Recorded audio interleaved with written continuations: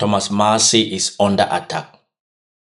Trump is threatening his life over the release of the Epstein files. Donald Trump is going all in to destroy Thomas Massie's political career.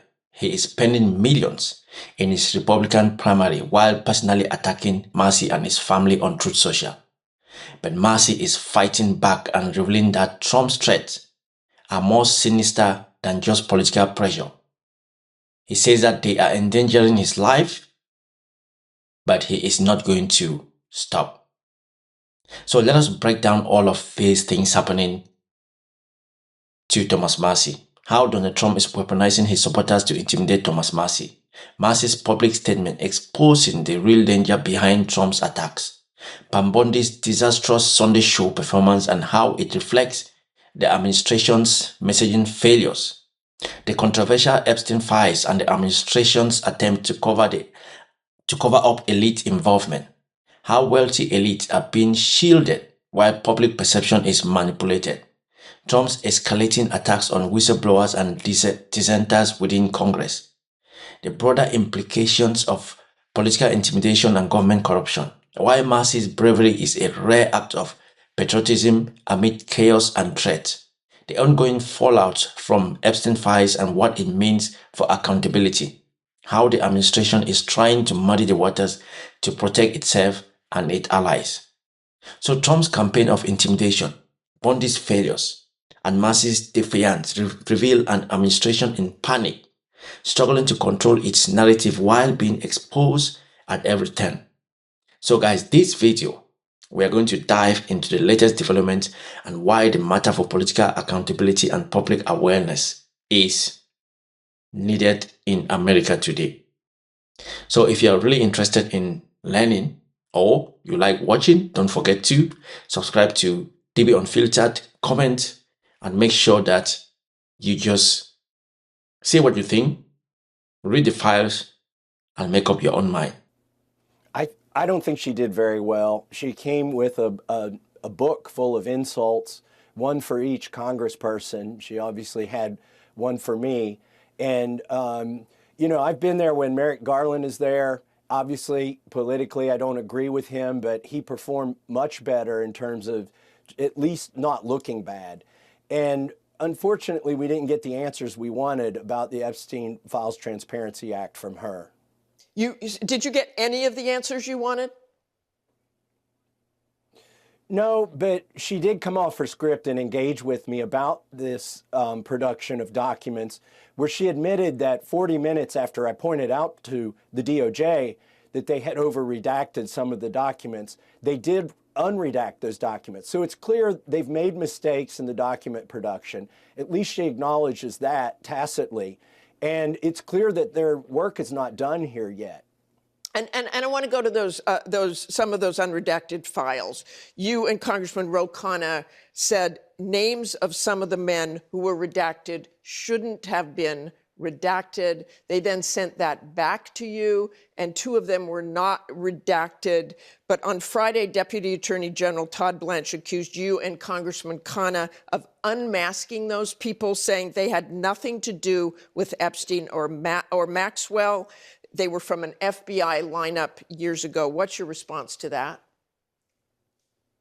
Well, 3 hours before Todd Blanche himself unredacted those names, I told him in an X post, which I know he read because he reposted it, that those may be men in a lineup. And then I went on TV and said those may be men in a lineup. And it was actually the DOJ who released those names, which is fine, but they omitted the context that I provided, which is these may be men in a lineup.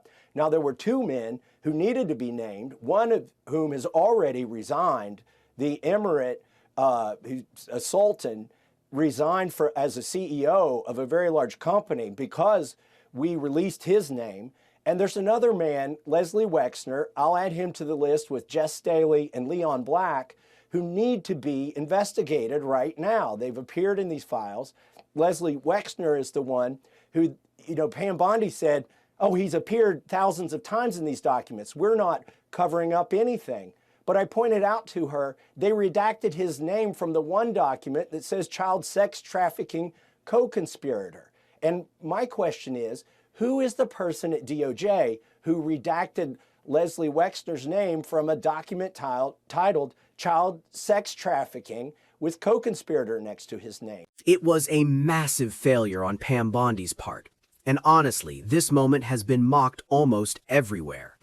Her repeatedly shouting about the Dow over and over and over again, even claiming at one point that the Dow was at $50,000, made it sound like she barely understands how the stock market even works, yet she tried to use it as a literal get-out-of-jail card right there before Congress. Maybe, just maybe, Pam should rethink that messaging, because all it really showed was how closely she echoes Donald Trump, especially when his defense on the Epstein issue keeps boiling down to, look at the stock market, even as the market itself has been sliding, and talk of an AI bubble starting to burst keeps growing. For an attorney general to just recycle those talking points, it doesn't come off as reassuring, it comes off as absurd. It highlights the clear weaponization happening inside this administration, and it also explains why that warning from Thomas Massie suddenly feels a lot more relevant, no matter how alarming it is that he even had to say it out loud. Now, Thomas Massie is clearly talking about how he has been very public in sharing information about Jeffrey Epstein when he writes, "I am not suicidal. I eat healthy food. The brakes on my car and truck are in good shape. I practice good trigger discipline and never point a gun at anyone, including myself. There are no deep pools of water on my farm, and I'm a pretty good swimmer." This is just shocking that this has to be posted. The fact that Thomas Massie is going out of his way to publicly say everything is fine in my life, nothing strange is happening, and then adding that if anything mysterious were to occur, like a sudden car crash, an accident on the farm, or even a firearm going off, that alone tells you just how bizarre this moment in politics really is.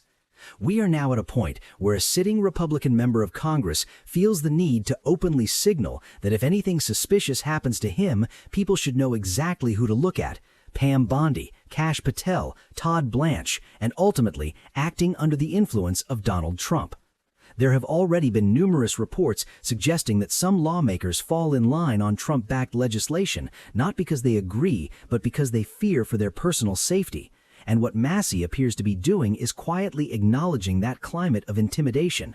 He's not panicking publicly, he's just placing a marker on the record, making it clear that any unexplained event involving him would not be random. Meanwhile, Trump's repeated rhetoric labeling Massie as an America hater or worse functions less like normal political criticism and more like a signal to his most extreme supporters, a way to pressure, harass, and potentially intimidate, something we have seen play out again and again in modern political discourse. This pattern didn't start yesterday. It traces back to the normalization of aggressive political mobilization and the tolerance of extremist behavior in highly polarized environments, which has only intensified fears among elected officials on both sides. But Massie didn't stop at raising alarm about Bondi's conduct. He also pointed to what may be the most revealing clue about the alleged cover-up itself, referring to that controversial letters sent to Congress where high-profile celebrities, politicians, and wealthy figures were loosely named as being exposed in the Epstein files. The issue is that some of those names reportedly included individuals who had no direct connection to Epstein at all, figures placed on the list in ways that raised serious questions about motive and credibility, which is exactly why Massie highlighted it and why the broader debate over transparency, accountability, and political weaponization is only heating up. Yesterday, the DOJ sent Congress a letter explaining the reason for all these reactions. So you are not satisfied with that? No, they're citing deliberative process privilege in order not to release some of the documents. The problem with that is the bill that Ro Khanna and I wrote says that they must release internal memos and notes and emails about their decisions on whether to prosecute or not prosecute, whether to investigate or not investigate. It's important they follow that because then we could find why they didn't prosecute Leslie Wexner, what was the decision tree there, and also why in 2008 they gave Jeffrey Epstein such a light sentence. And finally, I know the DOJ wants to say they're done with this document production. The problem is they've taken down documents before we were able to go over to the DOJ and look at the unredacted versions. They took down some of the most significant documents two of them involving Virginia Giuffre's case and other things. The picture of Epstein in a room where it's got CIA written on the boxes, that's been taken down. We want to be able to look at all these files. They can't keep those documents down after they've already produced them. I want to talk to you about one of the moments in the hearing, and that is the Attorney General would not look at the Epstein survivors behind her. Did that surprise you? I think that was kind of cold on her part. I think she was afraid to. And look, these survivors would love to have a meeting. It's not about Bill Clinton and it's not about Donald Trump. This Epstein Files Transparency Act was about getting these survivors justice. We've got some degree of transparency, but it's called the Department of Justice, not the Department of Transparency. And so what these survivors need, they need to see some of their own 302 forms, which haven't been released, and they also need to see some of the men that they've implicated prosecuted. Do you still have confidence in Pam Bondi as Attorney General? I don't think Pam Bondi has confidence in Pam Bondi. She wasn't confident enough to engage in anything but name calling in a hearing. And so, no, I don't have confidence in her. She hasn't got any sort of accountability there at the DOJ. When I asked her specifically who redacted Leslie Wexner's name responsible for the document production, according to our law, the Attorney General, it's not Todd Blanche, it's not the people below them. You can assign tasks to people, but you can't assign your responsibility. First of all, Pam Bondi is flat out breaking the law. There is no legitimate justification for excessive redactions, for deleting material, or for shielding the reputations of wealthy and powerful elites. And when you look at that list released last night, it becomes painfully obvious what the strategy is. Confuse the public, muddy the waters, and make the entire scandal feel too messy to follow. You can see the playbook everywhere. Mainstream corporate media hosts repeating the same careful script, saying things like, well, this billionaire spent days on Epstein's island but denies wrongdoing.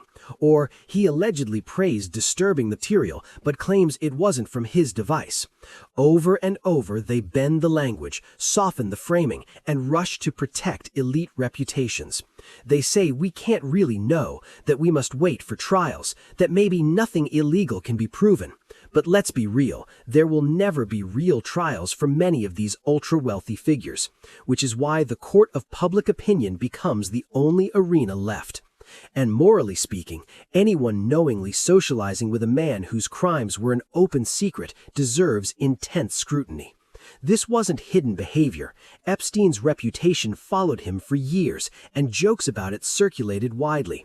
Yet we still hear defenders say it's not illegal to party with Epstein, as if those gatherings weren't tied to a broader grooming and trafficking network tied to elite circles. That argument isn't just weak, it's morally bankrupt. What they're really trying to do is numb the public, soften the outrage, tame the language, and create the illusion that so many names are involved, that suddenly no one seems specifically responsible. It's a deliberate dilution tactic. Listen closely to how powerful figures describe their connections. They always say, oh, you just bump into everyone in New York, or Palm Beach is small, you run into people all the time. But ordinary people don't randomly bump into serial criminals at private parties. That only happens when you knowingly move in the same elite circles. So yes, we should reject that sanitized language entirely. And interestingly, Thomas Massie appears to be doing exactly that. He's openly challenging the narrative, and in many ways, putting his own reputation and safety on the line to demand transparency. You may disagree with him politically on many issues, but the willingness to push for accountability in a high-pressure environment is undeniably a patriotic act. That kind of courage deserves acknowledgement, because right now, the bigger issue isn't